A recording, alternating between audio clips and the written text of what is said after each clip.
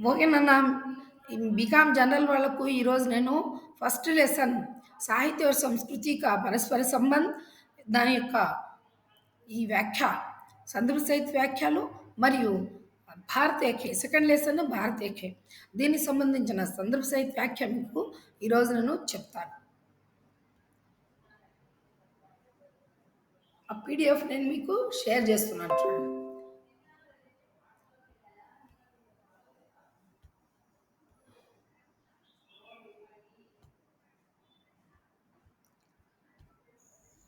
साहित्य और संस्कृति का परस्पर संबंध संदर्भ सहित व्याख्याएं సంస్కృతి మరియు సాహిత్యం యొక్క సంబంధాన్ని ఆ యొక్క పాఠం ఉంది కదా, మన నిబంధన ఉంది కదా, అందులోని సందర్భ సహిత వ్యాఖ్య ఈరోజు మీకు చెప్తాను.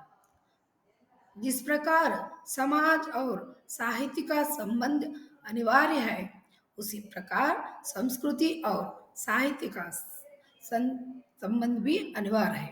ఏ విధంగా అయితే సమాజం మరియు సాహిత్యము ఒకదాన్ని ఒకదాన్ని చూస్తే ఇంకో దాన్ని చూసినట్టు అవుతాం, అదేవిధంగా ఇక్కడ సంస్కృతి మరియు సాహిత్యం కూడా ఈ రెండు ఒకటే. ఇది ఒక దాని మీద ఒకటి ఆధారపడి ఉంటుంది. ఇది మనకు ఇచ్చిన సందర్భంలోని ప్రశ్న.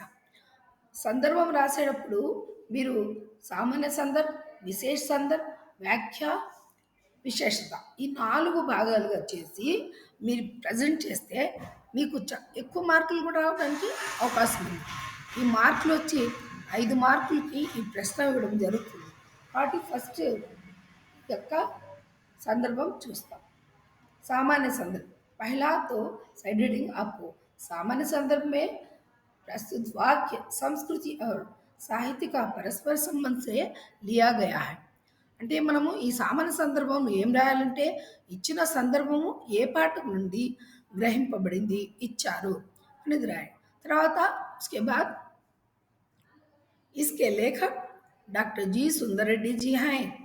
वे हिंदीतर भाषी हिंदी लेखकों में प्रमुख हैं. ఈ యొక్క ఇచ్చిన సందర్భము అది సంస్కృతి సాహిత్యక పరస్పర సంబంధంలోని దీన్ని రచించిన వారు అంటే ఈ వ్యాసం లేఖక్ వచ్చి డాక్టర్ జి సుందరెడ్డి గారు. తను హిందీతర భాషి అంటే హిందీతర భాష అంటే మన దక్షిణ దేశం, మన దక్షిణాన ఉన్న దక్షిణ దేశంలో హిందీతర భాష అంటారు. నాన్ హిందీ స్పీకింగ్ ఏరియా అంటే హిందీ మాట్లాడరు ఇక్కడ, కానీ అలాంటి ప్రదేశాలలో ఇతను ఒక హిందీ లేఖక్గా हिंदी राइटर गा मंची पेरु प्रख्यातुलु गడించిన వారు. उन्होंने आंध्र विश्वविद्यालय में आचार्य के पद पर करीब 25 साल के ऊपर कार्य किया. అంటే ఈయన దక్షిణాన ఈ యొక్క ఆంధ్ర విశ్వవిద్యాలయం అది విశాఖపట్నంలో ఉంది. అందులో ఈయన 25 సంవత్సరాలు విశాఖపట్నంలోని హిందీ విభాగంలో 25 సంవత్సరాలు ప్రొఫెసర్ వృత్తిని కొనసాగించారు. यहाँ हिंदी भाग का विकास उन्हीं के కమలం సే హువా. ఇక్కడ ఈ యొక్క విశాఖపట్నంలో హిందీ అభివృద్ధి చేయడానికి హిందీ డిపార్ట్మెంట్లో ఇతను చేసిన సేవలను మెచ్చుకుని ఒక భవనాన్ని నిర్మించారు. దాని పేరే హిందీ విభాగ్. అంటే హిందీ విభాగ్ని అంత గొప్పగా అభివృద్ధి పరిచారు. తర్వాత ఈయన రచనలు यहाँ हिंदी भाग का विकास उन्हीं के कर कमलों से हुआ है. इनकी कृतियाँ प्रमुख कृतियाँ देखिए. मेरे विचार, साहित्य और समाज, वैचारिकी, दक्षिण की भाषाएं, ये सब उनकी रचनाएं हैं. आपको इसे अच्छी तरह ध्यान में रखना चाहिए.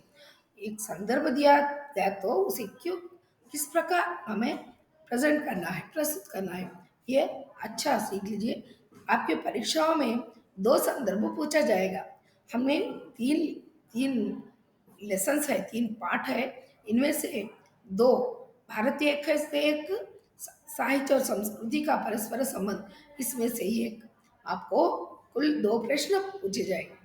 इसलिए आप संदर्भ सहित व्याख्या को ध्यान से देखिए. एक बार बैठकर लिख लीजिए. मैं कंटेंट को अभी आपको भेजूंगी, एक बार लिखकर देख लीजिए. अच्छा, सामान्य संदर्भ के बाद विशेष संदर्भ. इसमें लेखक समाज और साहित्य के परस्पर अन्योनाश्रित संबंध पर प्रकाश डाल रहे हैं। ఈ ఇవ్వబడిన సందర్భంలో లేఖక్ రచయిత సమాజము మరియు సాహిత్యం యొక్క పరస్పర సంబంధాన్ని మనకు తెలియజేస్తున్నారు. అది విశేష సందర్భం. అంటే సమాజము సాహిత్యం వేరు వేరు కాదు, ఆ రెండు ఒకటే. ఈ విషయాన్ని ఈ యొక్క విశేష సందర్భంలో ఆయన తెలిపారు. తర్వాత व्याख्या। ఇవ్వబడిన ప్రశ్నకు అర్థం। साहित्य लेखन करने वाला व्यक्ति मूलतः सामाजिक प्राणी होने के नाते वह अपने आसपास की परिस्थितियों का वर्णन ही करता है। అంటే ఈ రచయిత మరి ఎక్కడో ఉండరు, ఉండడం అనేది సమాజంలోనే ఉంటారు. సమాజంలో ఒక వ్యక్తిగా తన చుట్టూ ఉన్న పరిస్థితుల్ని అర్థం చేసుకుని అతను సాహిత్యాన్ని రచిస్తాడు. వే వాస్తవిక్ హోతే హై, అవి ఆ యొక్క సాహిత్యాన్ని రచిస్తారు కదా, మరి చుట్టుపక్కల పరిస్థితులను బట్టే ఆయన పరిస్థితులను బట్టి సాహిత్యాన్ని రచించడం, రాయడం జరుగుతుంది. అది అన్నీ వాస్తవాలే, కల్పన అనేది ఉండదు. समाज में नागरिक की कुछ सीमाएं होती है जो अपने देश की संस्कृति और सभ्यता की పరిధి में आती हैं। అంటే సమాజం అన్న తర్వాత సమాజంలో నివసించే పౌరులకు కొన్ని హద్దులు అనేవి ఉంటాయి. అంటే ఇష్టారాజ్యంగా జీవించడానికి లేదు. అవి కొన్ని హద్దులు ఉంటాయి. అవి దేంట్లో నుండి సంస్కృతి అంటే సంస్కృతి, సభ్యత ఈ పరిధిలోనే ఉంటాయి. వీటిని దాటి పోలేము, పోకూడదు కూడా. సంస్కృతి అంటే ఆ సమాజంలో ప్రజల యొక్క నడవడిక, ఆచార వ్యవహారాలు, భాష ఇవన్నీ సంస్కృతిలో వస్తుంది. సభ్యత అంటే మంచి, అంటే మంచి మంచిది, సభ్యత అని గుడ్నెస్ అంటాం కదా, మంచితనం. ఇవన్నీ వాళ్ళకున్న సమాజంలో సీమలు ఎంతవరకు అంటే ఈ సంస్కృతి మరియు సభ్యత దీని ఈ పరిధిలోనే వస్తుంది. उनका पालन करना सभ्यता या మానవతా कहलाता है। అంటే ఈ యొక్క సంస్కృతి సభ్యతలను మనం దృష్టిలో పెట్టుకొని మనము మన యొక్క అక్కడ జీవించాల్సిన అవసరం ఎంతో ఉంది. అంటే సభ్యతని మర్చిపోకూడదు, మానవత్వాన్ని కూడా మర్చిపోకూడదు. దీన్ని దృష్టిలో పెట్టుకొని మనము సమాజంలో జీవించాలి. इस प्रकार समाज और साहित्य एक दूसरे के పూరక్ హై। ఈ విధంగా సమాజము సాహిత్యము రెండు ఒకదాని మీద ఒకటి ఆధారపడి ఉంటుంది. సమాజం ఎట్లా ఉంటే సాహిత్యం అలానే ఉంటుంది, సాహిత్యం ఎలా ఉంటే సమాజం కూడా అదే విధంగా ఉంటుంది. ఒకరి దాని మీద ఒకటి ఆధారపడి ఉంటుంది. మరి ఈ యొక్క లాస్ట్ వన్ మనం సామాన్య సందర్భం, విశేష సందర్భం, వ్యాఖ్య, తర్వాత విశేషత. అంటే ఇవ్వబడిన సందర్భంలో విశేషత ఏముంది, వైశిష్టం ఏముంది అంటే ఇక్కడ సాహిత్య సమాజ్గా దర్పణ. మరి అంతే కదా, సమాజం సాహిత్యం రెండు ఒకటే. అంటే సాహిత్యం అనేది సమాజంకి అద్దం వంటిది.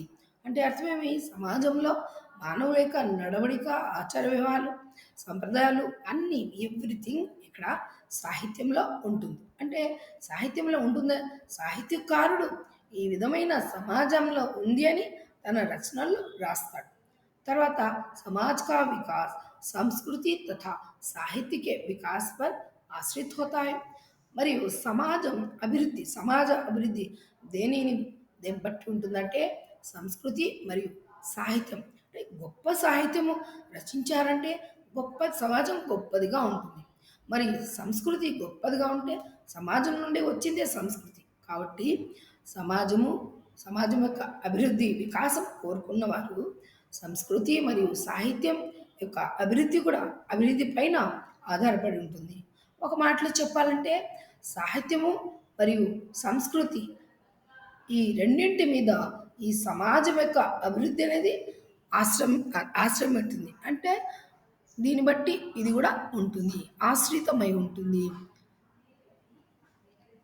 ये हो गया पहला सामान्य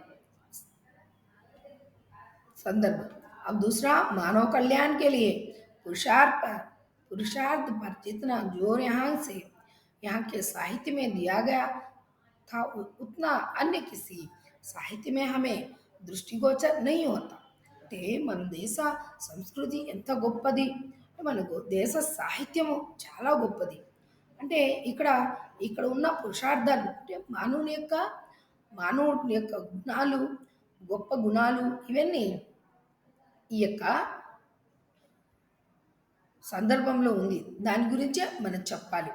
చూడండి ఇక్కడ सामान्य संदर्भ ये सब पहले ही बताई थी मैं। सामान्य संदर्भ में यह संदर्भ किस पाठ से दिया गया था और इसके लेखक कौन है, वे उनके बारे में एक वाक्य लिखना है और उसके बाद उनकी रचना में रचना लिखना है। ये हो गया सामान्य संदर्भ।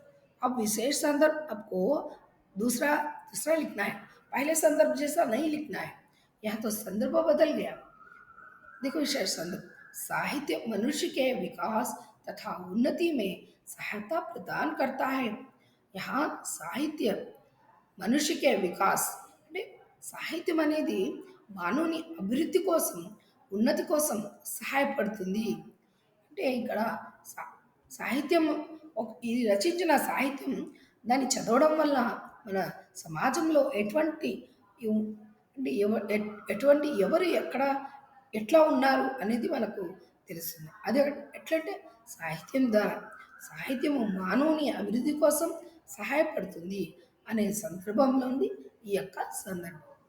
उसके बाद व्याख्या भारतीय संस्कृति एवं सभ्यता की प्रशंसा देश विदेशों में बखूबी की जाती है। అంటే భారతీయ సాహిత్యం షాయదీ అంటే భారతీయ సాహిత్యం చాలా గొప్పది మరియు ఈ యొక్క సాహిత్యంని ప్రశంసించడం అనేది అన్ని దేశాల వాళ్ళు సంస్కృతి మరియు సభ్యత ఈ రెండింటిని ప్రతి దేశంలో ఇవి రెండు ప్రశంసలని పొందుతున్నాయి. हमारे साहित्य में जितने आदर्श उन्नत पुरुष हुए हैं वे अन्य देशों के साहित्य में शायद ही मिलेंगे। అంటే మన సాహిత్యము గొప్పది. మన సాహిత్యంలో పురుషార్థాలు అంటే గొప్ప గొప్ప వ్యక్తుల గురించి ఇక్కడ చెప్పడం జరిగింది కదా.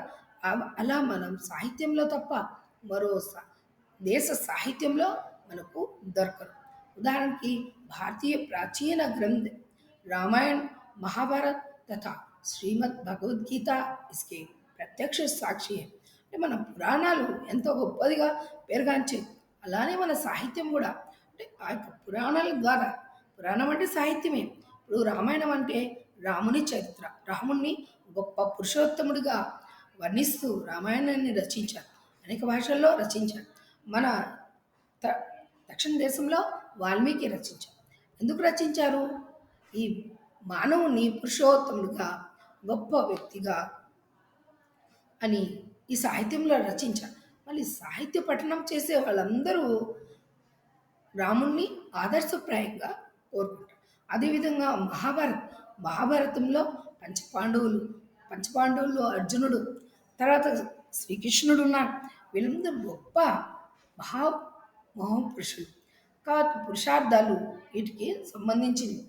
అదేవిధంగా భగవద్గీత అనేది మన యొక్క జీవితాన్ని అభివృద్ధి చేసే విధంగా ఒక సాహిత్యం. దీన్ని మనం చదవడం వల్ల ఏమవుతుందంటే గొప్పతనం అనేది మనకు కూడా వస్తుంది. इनमें बताई गई विशेषताएं अन्य किसी साहित्य में ढूंढने पर भी नहीं मिलेंगे। అంటే మనకి ఈ సాహిత్యాలు ఏది రామాయణం, మహాభారతం, శ్రీమద్ భాగవత్ ఇవన్నీ భగవద్గీత ఇవన్నీ వీటిలో ఉన్నటువంటి విశేషత అంటే విశిష్టతలు మిగిలిన ఏ సాహిత్యంలో మనకు వెతికినా కనిపించదు. అంటే మన సాహిత్యం అంత గొప్పది, మన సంస్కృతి గొప్పది, మనం సభ్యులము అని చెప్పే ఉద్దేశంతో ఈ యొక్క సందర్భం ఇవ్వడం జరిగింది. తర్వాత విశేషత पौराणिक ग्रंथ मनुष्य जीवन के चालक है। పౌరాణిక గ్రంథ పురాణాలకు సంబంధించిన గ్రంథాలు రామాయణ, మహాభారతం, భగవద్గీత ఇవన్నీ మానవుని జీవితాన్ని అభివృద్ధి పథంలోకి తీసుకుపోవడానికి ఎంతో అది మనకు సహకరిస్తుంది. చాలకంటే నడిపిస్తుంది. చాలకంటే మామూలుగా నడిపించడం డ్రైవర్ని కూడా చాలక ఇక్కడ మనకు ఈ యొక్క పౌరాణిక గ్రంథాలు మానవుని జీవితాన్ని ముందుకు తీసుకెళ్ళడానికి అవి మనకు తోడ్పడతాయి. भारतीय साहित्य और संस्कृति के सामने अन्य देश गौरव से वंदना करते हैं. చాలా విశిష్టం చూడండి ఈ వాక్యం. భారతదేశ సాహిత్య और संस्कृति के सामने అంటే భారతదేశ సాహిత్యము సంస్కృతి ముందు అన్ని దేశాలు వందనా కర్తే నమస్కరిస్తాయి. అంటే ఈ యొక్క సాహిత్యం మరియు సంస్కృతి యొక్క గొప్పతనాన్ని వాళ్ళు గుర్తించి వాళ్ళకు తల వంచి నమస్కారాలు చేస్తారు. వందనా అంటే నమస్కరించడం. भारत की साहित्यिक रचनाओं पर अन्य देश అనేక శోధ కార్య भी करने लगे हैं.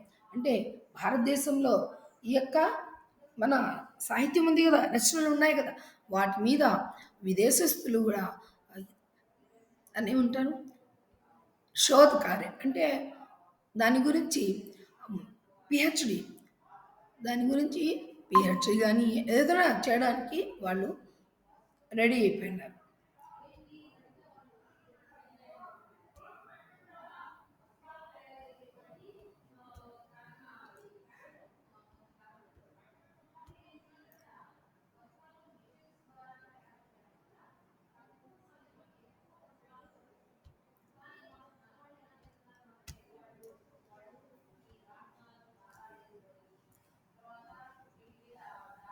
तो हो गया, दूसरा शेयर करूँगी मैं अभी करूँ.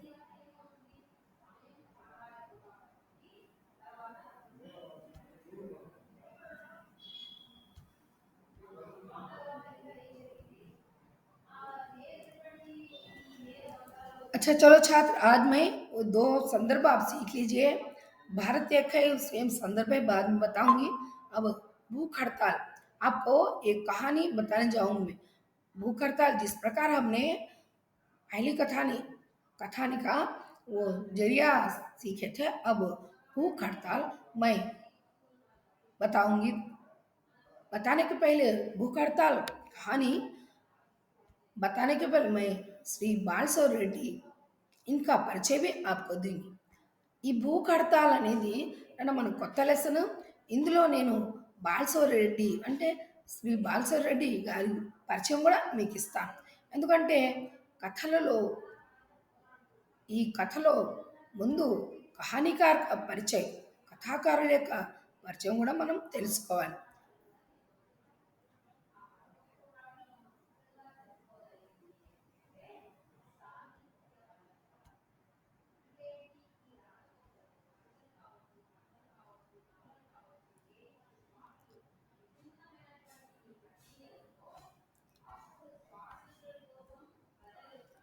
अच्छा छात्र, मैं कहानी तो बाद में बताऊंगी.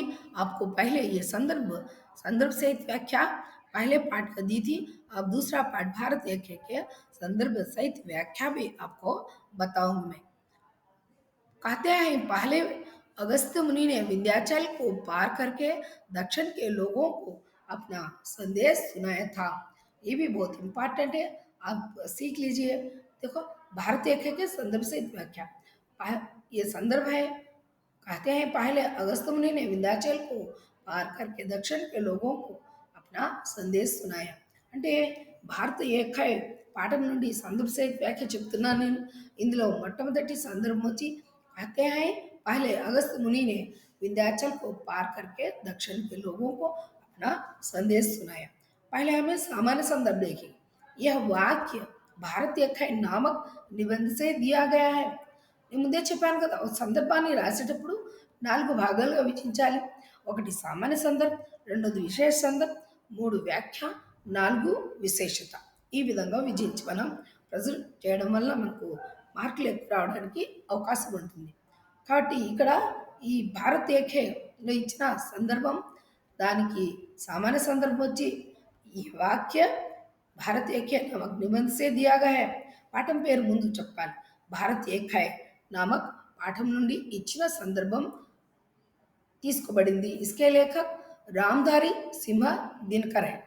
भारत एक है पाठ के लेखक रामधारी सिंह दिनकर है. आप हिंदी काव्य के प्रगतिशील राष्ट्रीय कवि हैं, देशभक्त कवि, हिंदी కావ్యం, హిందీ కావ్యం అంటే హిందీని కావ్య భాషలో రాయడం అంటే, అంటే ఒక సబ్జెక్ట్ వేరేగా ఉంటుంది, కావ్యాల్లో రచించడం.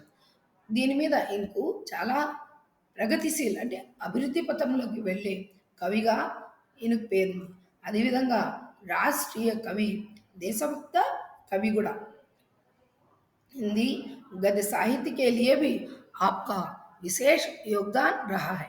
అంటే హిందీ కేవలము కావ్యాలే కాదు, అంటే కవితలు, కవితా రూపంలో ఉన్న కావ్యాలే కాదు, ఈయన గద్య సాహిత్యంలో కూడా మంచి దిట్ట అన్నమాట. అంటే గద్య సాహిత్యము, పద్య సాహిత్యం రెండు రచించేవారు. उसके बाद रच रचनाएं देखिए, कुरुक्षेत्र, रेणुका, रश्मिरथी, नील कुसुम, उर्वशी आदि आपकी प्रमुख काव्य रचनाएं हैं। और संस्कृति के 4 अध्याय, नील कुसुम, रेती के फूल आदि आपकी गद्य रचनाएं। यहाँ गद्य और पद्य रचनाओं का यहाँ प्रस्तुत किया है। विशेष संदर्भ, उसके बाद विशेष संदर्भ में दक्षिण को एक करके करने के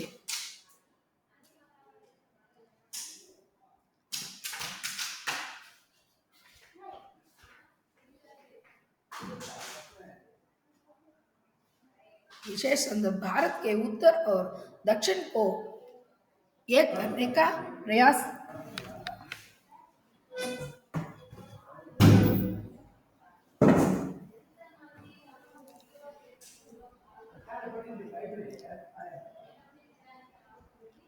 इस संदर्भ में विशेष संदर्भ में बताया है कि उत्तर और दक्षिण को एक करने के प्रयत्नों की चर्चा करते हुए निबंधकार यह बात कहते हैं, उत्तर और दक्षिण इन दो प्रांतों को दूर करने का प्रयास करते हुए चर्चा कर रहे हैं। ये विशेष संदर्भ में है।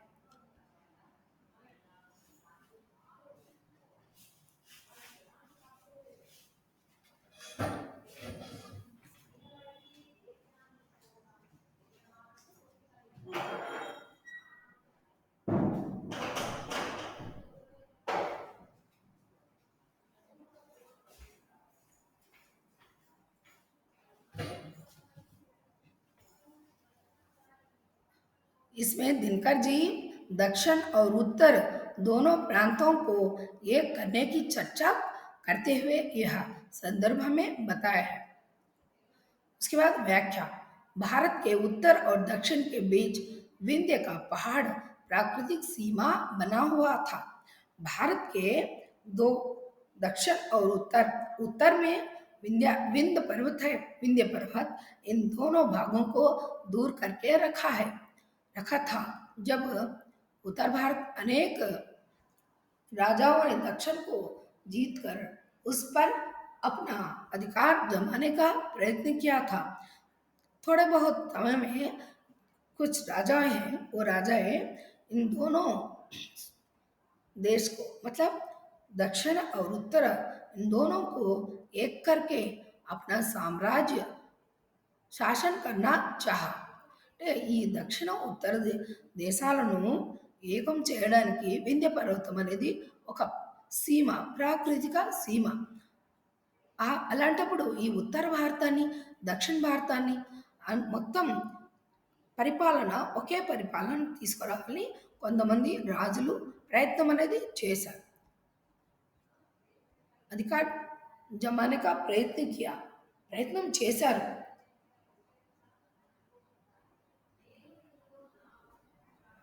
प्रयत्न किया था, लेकिन थोड़े बहुत राजाओं ने उसमें विशेष विजय प्राप्त की, लेकिन बहुत समय तक एक शासन में नहीं था। ఒకే శాసనంలో చాలా సమయం, కొద్ది సమయం మాత్రం ఉన్నిందన్నమాట. ఈ విధంగా ముఖ్యంగా ఈ దక్షిణ ఉత్తర ప్రదేశాలను కలపడానికి ప్రతి ఒక్కరూ ప్రయత్నించారు. ఆ ప్రయత్నం అనేది కొందరికి సఫలీకృతమైంది, మరి కొందరికి కాలేదు. उसके बाद विशेषता, दिनकर जी की सम्यक विचारधारा प्रकट होती है. అంటే విశేషతలో దినకర్ గారి సమ్యక్ అంటే కలపడం, అంటే విడదేం కాదు, సమ్యక్ అంటే కలపడం. ఏం కలపడము? దక్షిణ దేశాన్ని, ఉత్తర దేశాన్ని కలపడం అనేది ఆయన ముఖ్య उद्देश्य।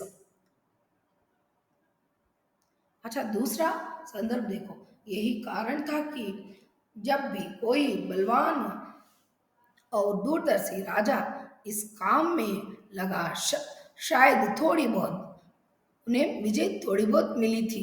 स्वार्थी, दूरदर्शी और कमजोर राजा के आते ही यह ఏకత టూట్ గయి। అంటే ఈ యొక్క భిన్నత్వంలో ఏకత్వంగా ఉన్నింది। ఈ ఏకత్వం అని కొన్ని రోజుల వరకు కొనసాగుతూ ఉన్నది। అంటే మంచి రాజులు, బలవంతులైన రాజులు, దూరదర్శి అంటే మంచి ఆలోచనలు గల రాజులు దీన్ని పూర్తిగా ఒక శాసనంలో పరిపాలిస్తూ వచ్చారు। కానీ కొంతమంది అప్పుడు ఏకత, అప్పుడు అందరూ ఒక రాజు ఉన్నారు కదా, ఆ రాజు ప్రకారం తమ సంస్కృతులను పాటిస్తూ ఆ రాజు ఆజ్ఞను పాటించాలి కాబట్టి వాళ్ళు ఐక్యంగానే ఉన్నారు, ఏకత ఐక్యంగానే ఉన్నారు। ఎప్పుడైతే బలహీనులు, స్వార్థపరులు, దూరదర్శి, బలహీనులు అయిన రాజులు ఈ దేశాల్లో పరిపాలించడం జరిగింది కదా, అప్పుడు ఉన్న ఏకత అంటే ఏకత్వం కూడా కొలాప్స్ అయిపోయింది, సమస్య పోయిందనమాట। ఈ యొక్క సందర్భానికి సామాన్య సందర్భ సేమ్ మీకు ఈ పాఠంలో నుండి अगर किसी संदर्भ को देने पर भी सामान्य संदर्भ इसी प्रकार आपको लिखना चाहिए। అంటే మీకు ఈ పాఠంలో ఏ సందర్భం ఇచ్చినా కూడా మీరు సామాన్య సందర్భం ఈ యొక్క ఇలాగని రాయాలి। సామాన్య సందర్భం ఇచ్చిన అన్ని సందర్భాలకు ఈ ఏకంగానే ఉంటాయి। ఏముంటుంది? ఇచ్చిన संदर्भ ఏ పాఠంలో ఉంది, उसके कवि कौन है, उसके लेखक कौन है और उनके बारे में 2 वाक्य लिखना है, बाद में उनकी रचनाओं के भी यहाँ लिख देना है। ये सब सामान्य संदर्भ में होता है। आपको ठीक से ध्यान देकर पढ़ के इस प्रकार आपको संदर्भ को लेकर आपको तैयारी करना चाहिए। उसके बाद विशेष संदर्भ, इसमें विशेष संदर्भ इतिहास काल में भारत इसे हमेशा लेखक इसके कारणों का పరిశీలన कर रहे हैं। అంటే ఇక్కడ ఇతిహాసకాలు అంటే చరిత్రలో చాలామంది రాజులు ఈ యొక్క దేశాన్ని ఐక్యంగా ఉంచడానికి ప్రయత్నించారు, కానీ ఇక్కడ సాధ్యం కాలేదు। व्याख्या, भारत में प्राकृतिक रूप से विविधता है।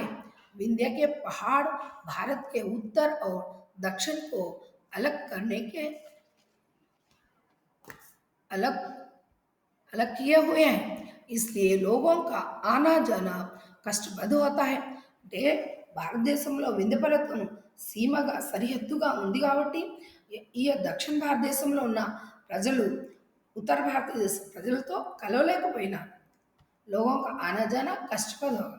दिनकर का ऐतिहासिक बोध प्रशंसनीय है।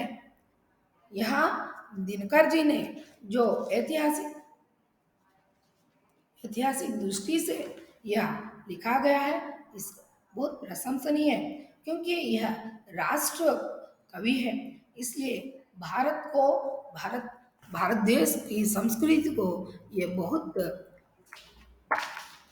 श्रद्धा भक्ति से देखते हैं, इसलिए इनको राष्ट्र कवि कहा गया है। अच्छा छात्र, आपको मैं शॉर्ट क्वेश्चंस भी बताऊंगी। देखो, भारत में विविधता किन किन बातों में दिखाई देती है? భారతదేశంలో భిన్నత్వం అనేది ఏ విషయాల్లో మనకు కనిపిస్తుంది? निबंधकार दिनकर जी निबंध के आरंभ में विविधता के अनेक रूपों का एवं कारणों का उल्लेख किया है। అంటే ఈ యొక్క నిబంధనలో వ్యాసంలో మనకు భిన్నత్వంలో ఏకత్వం రెండు ఉన్నాయి కదా, అందులో భిన్నత్వం ఏ ప్లేస్లో ఉన్నాయి, ఏ విషయాల్లో ఉంది అనేది మనం ఇప్పుడు తెలుసుకుంటాం। विविधता के मुख्य कारण भारत का भूभाग बहुत कम समय के लिए एक शासन के अंतर्गत रहा। భారతదేశంలో యావత్ భారతదేశము కొద్ది సమయం పాటు వీళ్ళు మౌర్యులు, గుప్తులు, తర్వాత మొఘల్ వీళ్ళందరూ భారతదేశాన్ని పరిపాలిస్తూ వచ్చారు। చాలా రోజులు కాదు, కొన్ని రోజుల వరకు వాళ్ళ యొక్క పరిపాలన కొనసాగించారు. ఇది భిన్నత్వం. అంటే అందరినీ సమానంగా లేదు, భారతదేశం అంతా విడివిడిగానే ఉంది, ఏకం చేయలేకపోయినారు వాళ్ళు.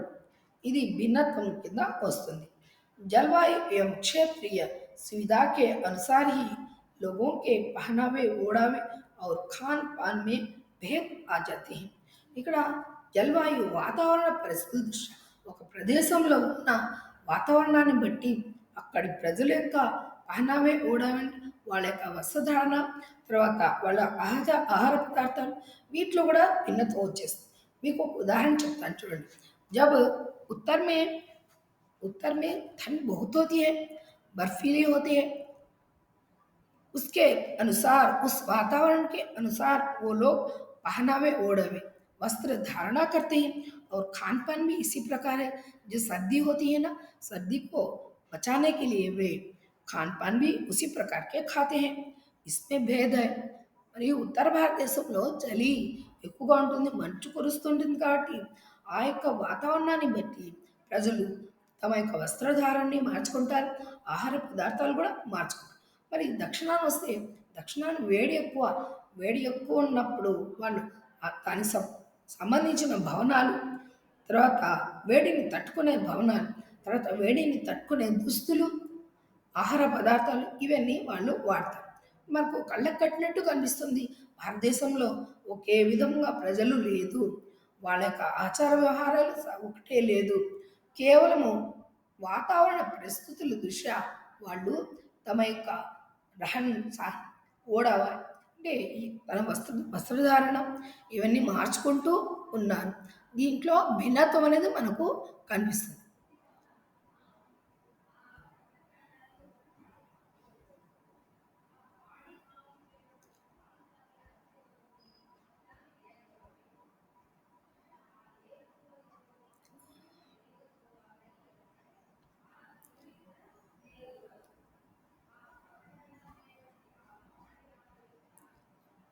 अच्छा, विशेष संदर्भ इतिहास काल में भारत ही से हमेशा लेखक इसके कारणों का परिशीलन कर रहे हैं.